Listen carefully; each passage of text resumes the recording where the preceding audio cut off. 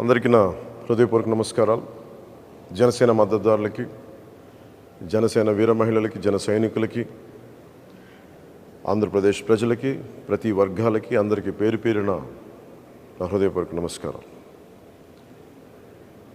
ఈ ఎన్నికలు ఈ మే 13న చాలా కీలకమైన ఘట్టం చేరుకోబోతుంది. మన భవిష్యత్తుని మనం నిర్దేశించుకునే సమయం. దీంట్లో భాగంగా మీ అందరినీ నా విన్నపం, నా విజ్ఞాపన, నా అభ్యర్థన, వైసీపీ వ్యతిరేక ఓటుని చీలనివ్వకుండా అందరం ఒకే మాట మీద నిలబడి ఎక్కడైతే భారతీయ జనతా పార్టీ అభ్యర్థులు ఉన్నారో వారికి మన సంపూర్ణ బలం టీడీపీ జనసేన బలం ఇవ్వడం, అలాగే టీడీపీ ఎక్కడైతే నిలబడిందో సంపూర్ణంగా జనసేన బీజేపీ మద్దతుదారులు, జన సైనికులు, కార్యకర్తలు, బీజేపీ కార్యకర్తలు అందరూ మద్దతు ఇవ్వడం, అలాగే జనసేన పోటీ చేస్తున్న చోట టీడీపీ మద్దతుదారులు, టీడీపీ కార్యకర్తలు, టీడీపీ మహిళలు అందరూ కూర్చొని జనసేనకి మద్దతు ఇవ్వడం. సమిష్టిగా ఇది కూటమి గెలుపు, ఆంధ్రప్రదేశ్ గెలుపు. వైసీపీ వ్యతిరేక ఓటుని చీలనివ్వనని చెప్పి నేను 2021 ఇప్పటం గ్రామం సభ పెట్టినప్పటి నుంచి ఈ రోజు దాకా అదే మాట మీద ఉన్నాం.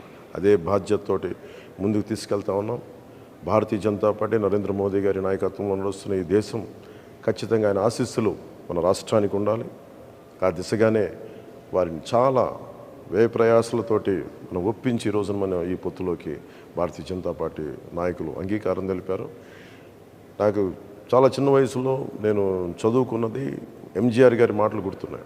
ఒక రాష్ట్ర ప్రభుత్వం సమర్థవంతంగా పనిచేయాలంటే కేంద్ర ప్రభుత్వం ఆశీస్సులు అవసరమని. ఆ వాక్యం నా మీద చాలా బలమైన ప్రభావం చూపించింది. ఎందుకంటే మన కేంద్ర ప్రభుత్వం లేకుండా ఈ ఫెడరల్ స్ట్రక్చర్లో కేంద్ర ప్రభుత్వం సహాయ సహకారాలు లేకుండా ముందుకు నడవటం చాలా చాలా కష్టం. వీటన్నింటినీ దృష్టిలో పెట్టుకొని ముఖ్యంగా 6 అంశాల మీద మనం ముందుకెళ్తున్నాం. విద్య, వైద్యం, ఉపాధి, సాగునీరు, తాగునీరు, లా అండ్ ఆర్డర్. విద్యకు సంబంధించి ప్రభుత్వం ఫీజు రీయింబర్స్మెంట్స్ చేయలేదు. ఎయిడెడ్ స్కూల్స్ మూసేశారు. సరైన నాణ్యతతో కూడిన విద్యా విధానం లేదు. అలాగే సంక్షేమ పథకాలు, అమ్మఒడి లాంటిది కూడా ఎంతమంది బిడ్డలు ఉంటే అంతమందికి ఇస్తామని చెప్పి ఒక్కరికి కూడా ఇవ్వలేదు. ఒక్కరికి ఇచ్చి మరి అందరికి ఇచ్చిన భ్రమ కల్పించారు. అలాగే ఎయిడెడ్ స్కూల్స్ దాదాపు 7,000 పైచిలకు ఎయిడెడ్ స్కూల్స్ మూసేశారు. వాటిని కూడా తాకట్లు, వాటిని కూడా ప్రైవేటైజ్ చేసే ప్రయత్నాలు జరిగినాయి. కొన్ని చోట్ల అడ్డుకున్నా, కొన్ని చోట్ల కుదరలేదు, కొన్ని చోట్ల ప్రైవేట్ పరం అయిపోయినాయి. అది విద్య పరంగా ఎవరికి కూడా సరైన ఫీజు రీయింబర్స్మెంట్లు జరగలేదు. ఎన్టీఆర్ హెల్త్ యూనివర్సిటీని పేర్లు మార్చేశారు. ఆంధ్ర యూనివర్సిటీని వైసీపీ కార్యాలయంగా చేశారు. విశ్వవిద్యాలయాల్లో కూడా వైసీపీ ప్రభుత్వం తాలూకు పోకడ, దాని జోక్యం నిజంగా విశ్వవిద్యాలయాల తాలూకు ఔన్నత్యాన్ని, ఉన్నతిని మంటగలిపింది.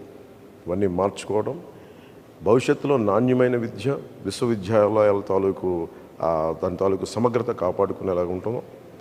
అలాగే మనకి వైద్యానికి సంబంధించి మనం ప్రతి కుటుంబానికి 25 లక్షల రూపాయలు మనం హెల్త్ ఇన్సూరెన్స్ ఇస్తూ ఉన్నాం కూటమి ప్రభుత్వం తరపు నుంచి. అలాగే primary health care, secondary health care, tertiary health care అన్ని గవర్నమెంట్ హాస్పిటల్స్ని చాలా బలోపేతం చేస్తాం. అది కూటమి ప్రభుత్వం తీసుకున్న నిర్ణయం. అలాగే ముఖ్యంగా ఎక్కడైతే మనకి పొల్యూషన్ ఉందో, కాలుష్యం ఉందో, కాలుష్యం ఆరోగ్యాన్ని ఇబ్బంది పెడుతుందో ఆ కాలుష్య నియంత్రణ మండలి ద్వారా వాటిని సరిచేసే బాధ్యత కూటమి ప్రభుత్వం తీసుకుంటుంది. ఉపాధి మనకి వచ్చి అన్ని మెగా డిఎస్సిని రిలీజ్ చేస్తాం, డిఎస్సి రిలీజ్ చేస్తాం. 18,000 పోస్టులని మనం భర్తీ చేస్తాం. 18,000 పైచిలకు పోస్టులను భర్తీ చేస్తాం. పోలీస్ కానిస్టేబుల్స్, ఎస్ఐల పోస్టులు భర్తీ చేస్తాం. నిరుద్యోగాన్ని రక్కసిని పారదోలుతామని చెప్పి మనకి ప్రభుత్వంలోకి వచ్చిన వ్యక్తి కనీసం పట్టుమని 10 ఉద్యోగాలు కూడా ఇవ్వలేదు. కేవలం సంక్షేమం, తను అనుకున్న సంక్షేమం కూడా పూర్తి స్థాయిలో కాకుండా అరాకొర సంక్షేమంతో దాన్ని ఎక్కువ అడ్వర్టైజ్మెంట్స్ తోటి ముందుకు తీసుకెళ్ళి సంక్షేమాన్ని కూడా సంపూర్ణంగా చేయలేకపోయిన ప్రభుత్వం, ఉపాధి ఇవ్వలేకపోయిన ప్రభుత్వం, మనకి జాబ్ క్యాలెండర్ రిలీజ్ చేయలేని ప్రభుత్వం. ఇది మారాలి అంటే ఖచ్చితంగా మన కూటమి ప్రభుత్వం రావాలి. వచ్చిన వెంటనే ముందుగానే మన మెగా డిఎస్సిని మనం దాని మీదే ఉంటుంది, ముందుకు తీసుకెళ్తాం రాగానే. అలాగే సిపిఎస్ కాంట్రిబ్యూటరీ పెన్షన్ స్కీమ్కి సంబంధించి మాట ఇచ్చి మరి వెనక్కి వెళ్ళిపోయాడు.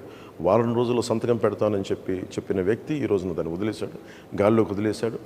అలాగే టీచర్ల భవిష్యత్తుని కూర్చోబెట్టి మద్యపానాల మనకి స్కూల్స్లో పాఠాలు చెప్పి టీచర్లను తీసుకెళ్ళి మనకి యారక్ షాపుల దగ్గర, సారాయి షాపుల దగ్గర క్యూల్లో సరిచేసే బాధ్యతలు అప్పచెప్పాడు. ఇది వారిని మన గురు బ్రహ్మ, గురు విష్ణు, గురు దేవ మహేశ్వర అని చెప్పి మనం గురువుని ప్రార్థించుకునే పరిస్థితుల్లో తీసుకొచ్చి మద్యం షాపుల దగ్గర పనిచేసే విధంగా ఈ ప్రభుత్వం గురువులను అవమానం చేసింది, టీచర్స్ని అవమానం చేసింది, ఉద్యోగులకి సిపిఎస్ ఇవ్వలేదు. వీటన్నిటిని దృష్టిలో పెట్టుకొని నేను గురువులకి గౌరవం ఇచ్చేలాగా, వారికి వేతనం సకాలంలో అందేలాగా, అలాగే సిపిఎస్, నేను ఒక మాజీ ప్రభుత్వ ఉద్యోగి కొడుకుగా, నేను ఉమ్మడి ఆంధ్రప్రదేశ్ మాజీ ప్రభుత్వ ఉద్యోగి కొడుకుగా నాకు కష్ట నష్టాలు తెలుసు. ఈ రోజుకి మా అమ్మకి మా నాన్నగారి పెన్షన్ అందుతూ ఉంటుంది. దానికి తాలూకా కష్టం తెలుసు నాకు. అలాంటిది కంట్రిబ్యూటరీ పెన్షన్ స్కీమ్ పదవి విరమణ చేసిన ఉద్యోగులందరికీ కూడా సంవత్సరం లోపు నేను మీకు మాటిస్తున్నాను. సంవత్సరం లోపు దీనికి పరిష్కారాన్ని కనుక్కొని మీ పదవీ విరమణ మీకు భయపెట్టేది కాదు, మీకు భరోసా ఇచ్చేదిలాగా ఉంటుందని చెప్పి మనస్ఫూర్తిగా నేను మీకు పదవి విరమణ చేయబోతున్న విద్యార్థులు మన ఉద్యోగులందరికీ నేను తెలియజేసుకుంటా ఉన్నాను. నేను మీకు మాటిస్తున్నాను, సంవత్సరం లోపు దానికి పరిష్కార మార్గాన్ని కనుక్కొని మేము పారిపోం.